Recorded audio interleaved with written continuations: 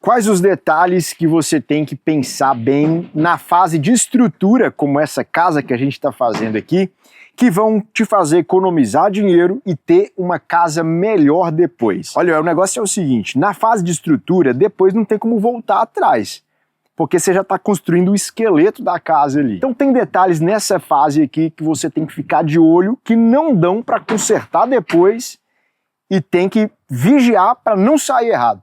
Nesse vídeo aqui a gente vai te mostrar vários detalhes desses que vão aí, ó, abrir sua mente para uma casa mais bonita e que custa menos. Vamos ver isso então? Vem comigo. Olha só, o primeiro ponto que eu queria falar é o seguinte.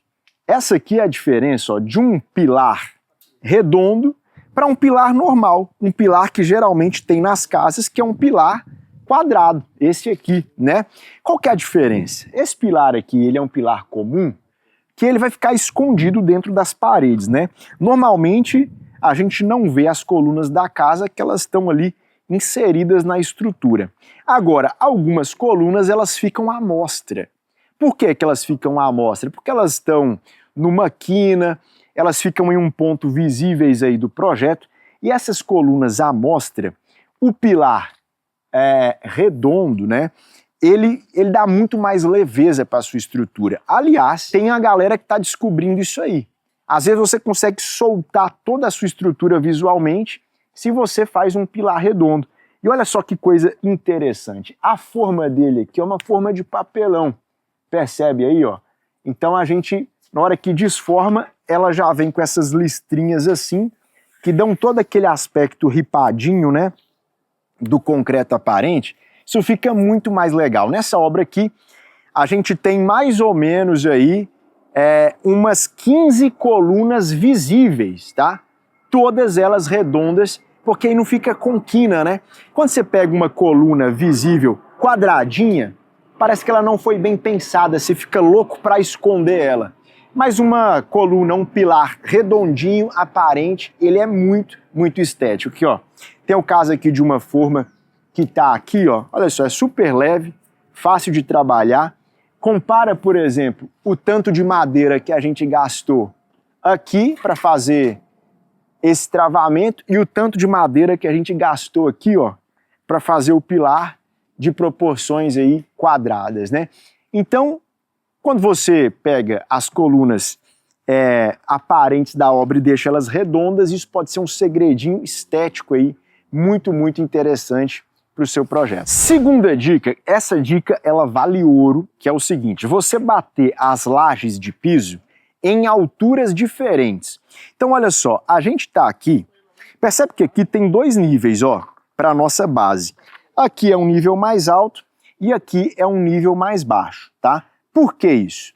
Porque a gente tem do lado de dentro da casa e o lado de fora, a gente tem alturas diferentes.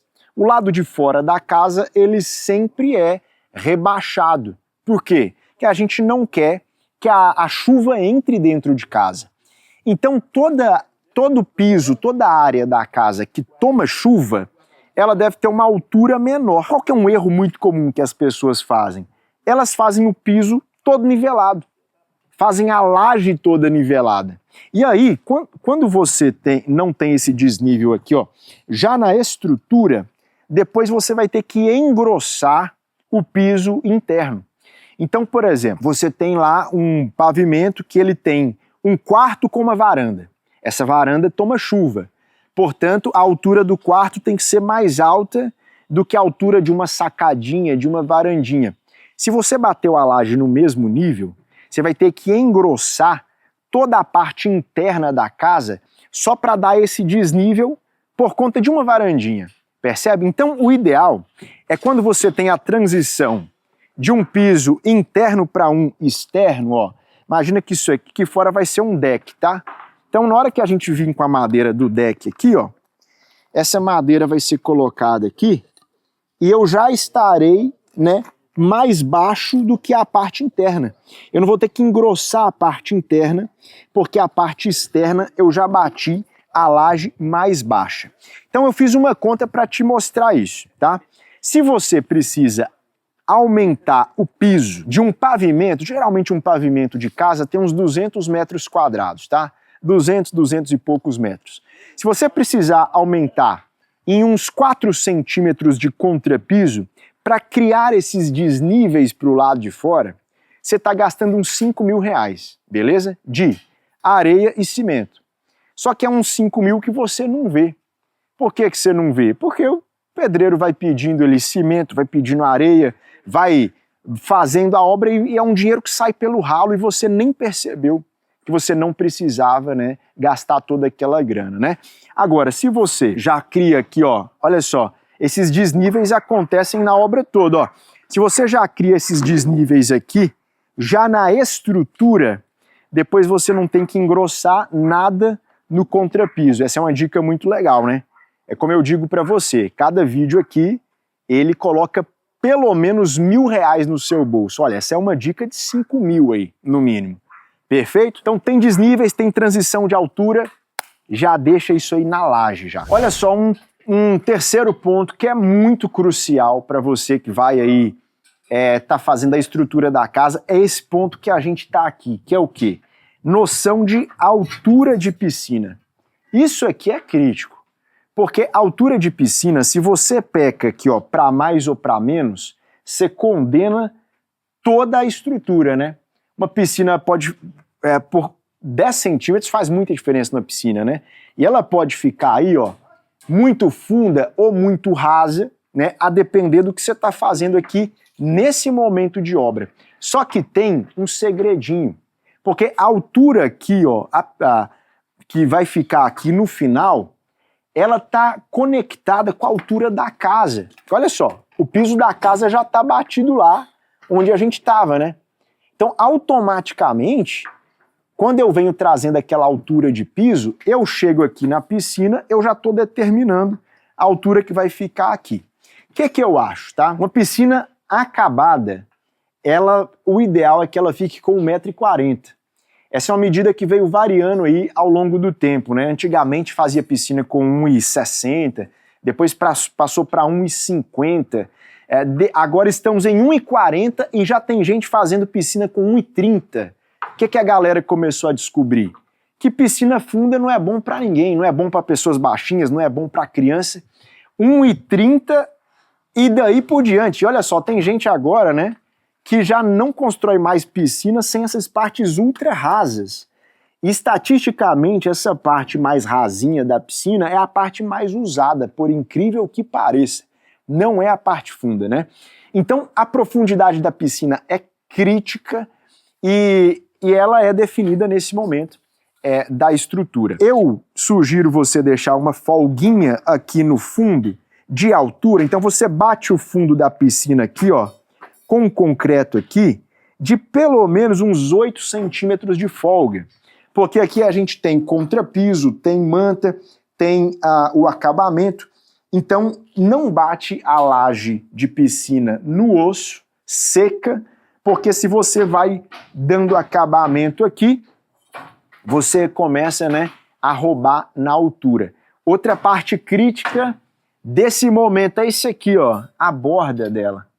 Essa borda aqui é a altura final da lâmina de água. E, de novo, isso aqui tem que concordar com a altura da casa, né? Porque a casa já está nessa altura aqui. Toda casa toca na piscina em algum ponto. Não tem como você aumentar depois essa borda, que você estaria aumentando a altura da lâmina de água, né? Às vezes colocando a lâmina de água mais alta que a casa. Isso não existe. Perfeito? Então, toda essa altura de ladrão, altura de borda infinita, altura de uso da piscina é muito crítico, é um ponto de atenção absurdo e isso você resolve agora, nessa fase grossona da obra aqui mesmo. Fica atento. Outro detalhe aqui, pegando o gancho em piscina, antes da gente partir para o próximo tópico, que é o seguinte, ó. Geralmente, os projetistas esquecem da área técnica de piscina. Geralmente, eles desenham a piscina e esquecem que piscina precisa de espaço para trocador de calor, para as bombas, para um reservatório d'água, se tiver borda infinita. Então, piscina, ela demanda de um espaço técnico de uns 10, 15 ou 20 metros quadrados. Então, aqui a gente está fazendo esse espaço técnico aqui, ó, aqui embaixo, tá vendo? Esse buraco que está aqui, ele vai ser o espaço técnico onde a gente vai encaixar as bombas, né? Isso frequentemente é esquecido no projeto, é delegado aí para a última parte do projeto, fica um local longe da piscina, você vai encarecendo o percurso com tubulação, né? Então vale a pena pensar isso também, né? Ainda dentro da fase de estrutura. Olha só, a gente está aqui nesse vídeo falando de estrutura. A estrutura, ela não pode custar mais do que 20% da sua obra, tá? Então, essa é uma noção muito interessante, porque você consegue, com poucas contas, calibrar e ver se a sua meta financeira ela faz sentido ou não, ou se você está viajando na maionese. Então, quando você tem ali no projeto já mastigado o quanto de aço, de concreto você vai gastar, na hora que você faz essa conta, isso não pode ser mais do que 20% do seu orçamento total para a construção. Lá no nosso treinamento a gente encara isso como um teste de viabilidade. São alguns testes que você tem que fazer antes de começar a obra, né, para você ver se a sua grana vai dar para terminar, né? E aí a gente coloca essas travas orçamentárias, dá esse norte de quanto custa cada fase para você seguir tranquilo aí no orçamento da sua construção. Então, se você quiser entrar para esse curso, entender como construir, né, uma casa dentro do orçamento do começo ao fim, economizando em cada etapa da obra, tendo segurança do que está fazendo, coloca os seus dados aqui, ó, no link que está na descrição do vídeo, que é a lista de espera. E aí, quando a gente abrir vagas, eu te chamo para participar. Tamo junto, coloca seus dados na lista de espera e vamos continuar nosso vídeo. Um ponto para você ficar atento também é esse aqui, ó. A gente está vendo aqui uma das coisas mais caras numa construção, que é o escoramento. Por que esse escoramento está rolando aqui, né? Porque aqui nós vamos ter uma jardineira suspensa em volta da casa inteira. O custo do escoramento costuma assustar a galera que está construindo. Então é uma daquelas coisas no orçamento, quando eu construía para cliente, né? O cliente sempre assustava com o custo dessa parada. É bizarramente caro, tá? Então, tem algumas empresas que vão te fornecer escoramento e que elas vão aí, ó, te colocar uma coisa muito mais cara sem necessidade. O escoramento é um negócio que você tem que se debruçar e ficar tentando enxergar formas de minimizar o custo. Então deixa eu mostrar para você uma forma de minimizar custo aqui no escoramento, né? Percebe que aqui, ó, ele é um escoramento feito com torre. Isso aqui é um escoramento quadrado, ó. Tá vendo? Ele é uma torre de escoramento aqui. Aqui precisou fazer. Percebe que são torres. Tem essa torre, tem essa daqui. Geralmente a empresa de escoramento, ela vai colocar no seu projeto escoramento de torre. Nem sempre é necessário. Aliás, quase nunca é necessário. Geralmente você consegue resolver, para casas mais simples e mais normais, um escoramento com escora mesmo, que seria isso aqui, ó. Né? Isso aqui é uma escora tradicional, ó. Geralmente você consegue escorar assim. E aí quando você vai questionar a empresa, você diz, ei, você colocou torre aqui, acho que não precisa. Ah, é verdade, talvez não precise. E eles refazem o esquema de escoramento e nisso aí você enxuga uma baita grana. Outra coisa, eu já falei isso aqui no canal algumas vezes, existe na praça o golpe do escoramento. O que é o golpe do escoramento? Você vai alugar essas peças aqui, imagina, dá um 360 aí, ó, imagina quantas peças estão alugadas aqui nesse momento, tá? E são peças muito pequenininhas. E olha, aqui, ó, isso aqui é um pezinho, ó, que a galera tá montando aqui, ó. Tem esses pezinhos, aqui, ó. Perfeito? São peças muito pequenas. Essa rosquinha aqui, ó, ela é computada à parte. Isso aqui é danado para sumir em obra. Então qual que é o negócio, tá? Geralmente existe um problema de contagem de peças. Você recebe na obra e assina sem conferir, e depois na hora de devolver sempre falta peça. É engraçado que nunca sobra, só falta, né? E aí, a indenização dessas peças é muito cara. Uma peça dessa torre aqui, ó, a galera vai te cobrar uns R$2.000. Aí geralmente você vê obras que, entre aspas, sumiram, né? Sumiram 5, 6, 7, 8 peças. Então, essas empresas não fazem um bom controle, maior parte delas. Então você que está construindo tem que ficar atento. Recebeu, confere peça a peça, bota alguém para assinar, acompanha a devolução, porque senão eles vão querer te cobrar no final uma indenização por peças extraviadas. Isso é muito comum no mercado de construção. Tenho certeza que aqui, ó, nos comentários vai aparecer um monte de gente falando que isso já aconteceu, já viu acontecer. E é isso, é uma das formas mais bestas, né, ingênuas de você perder dinheiro. Perde 20, 30 mil aí numa indenização de uma empresa de locação de escoramento. Isso aí é extremamente comum. Só quem, né, já passou por isso fica bem indignado, sabe a revolta que isso dá. Já aconteceu com você? Já aconteceu comigo, hein? Mais de uma vez. Depois eu aprendi a fazer um bom controle, né? Por isso que eu tô trazendo para você aqui esses pontos, porque são pontos que eu já apanhei aí, né?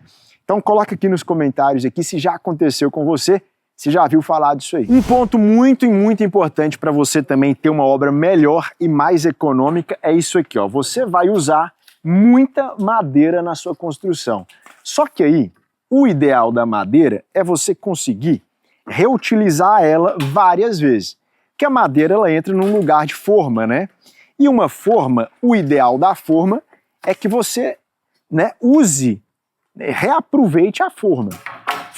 Usou e vai levando aquela forma, né, ao longo de toda a obra. Só que aí, o que acontece? Se a sua madeira for ruim, você não consegue reutilizar essa forma. E o que é uma madeira ruim? Então vem aqui comigo pertinho para você conseguir ver, ó.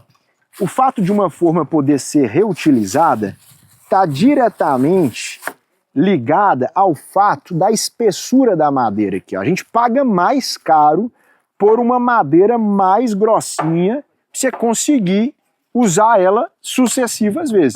A madeira mais fininha, né, ela incha, né, porque a madeira quando ela está em contato com o concreto, ela incha, ela pega a água do concreto e ela enverga. Depois ela não vira uma forma muito boa, ela empena toda, né, deixa eu ver se tem uma aqui que, enfim, não tem nenhuma aqui, ó, a caçamba está vazia. Mas é isso, a madeira ela vai envergando e ela vai perdendo o seu formato, ela não serve mais como forma, né? Então a gente compra madeiras boas para reaproveitar isso, ó, a obra inteira, tá? Agora, qual que é o segredo? Muitas vezes você paga por madeira espessa e recebe madeira fininha. Então tem que ficar atento com isso também. Porque a prática do mercado é você comprar uma tábua, né, de 2 centímetros e receber de 1,5. Ou até madeirite, né? Comprar um madeirite de 18 milímetros e receber um de 15. Então fica atento com isso, porque é assim que o mercado opera. Então você tem que vigiar muito de pertinho se você está recebendo ou não exatamente aquilo que você comprou. Olha só que oportunidade legal. Essa obra aqui está no começão mesmo, e a gente vai acompanhar toda essa casa, dando dicas, avaliando o que está dando certo, o que está dando errado, do começo ao fim. Hoje foi um vídeo aí com dicas de estrutura. Imagina você pegar a dica de acabamento, de elétrica, de piscina, de forro, de móveis, tudo de graça aqui nesse canal para você. Cara, a única coisa que você tem que fazer é pegar o dedinho assim, ó, e tocar no botão de inscrição. Porque aí, quando você se inscreve, você continua a receber, né, as próximas atualizações desse canal. 2 vezes por semana eu tô aqui entregando um baita conteúdo para quem vai construir uma casa.